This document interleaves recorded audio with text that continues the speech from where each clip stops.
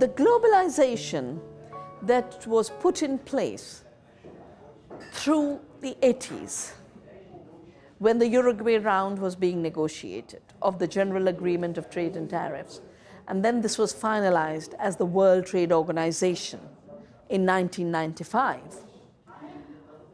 All of the treaties of the WTO were written by the corporations themselves. The agriculture agreement was written by Cargill, whose vice president became the head of negotiations for the US government and wrote the treaty.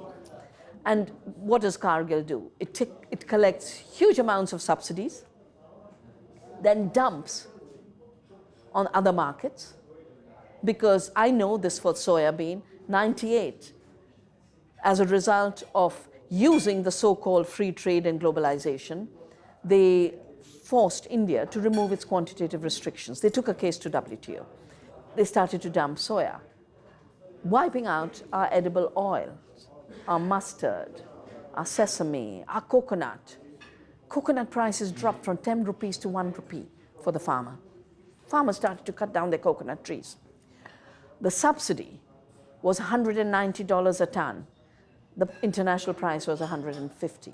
Now, if 190 had been added to 150, there is no way Cargill could have sold soya oil in India.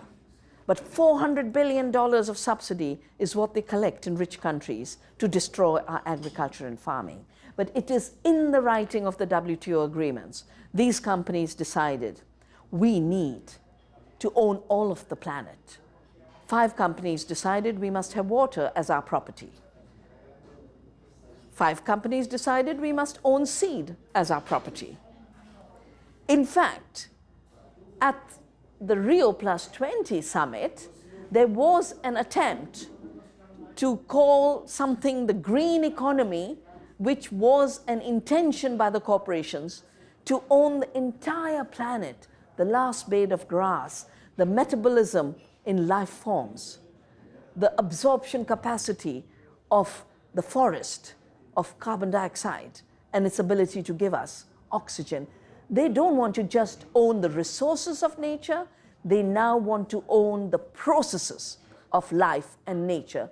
And in my view, this is such a destructive idea that we have to reclaim the idea of what an authentic green economy is. An authentic green economy is an economy of nature. An authentic green economy as an economy of biodiversity. An authentic green economy is an economy of the commons, where things vital to life, the water we drink, the seeds we grow, the air we breathe, must stay in the commons. They cannot be turned into tradable commodities. And this is going to be the next challenge for humanity, how to defend the gifts of nature as our commons.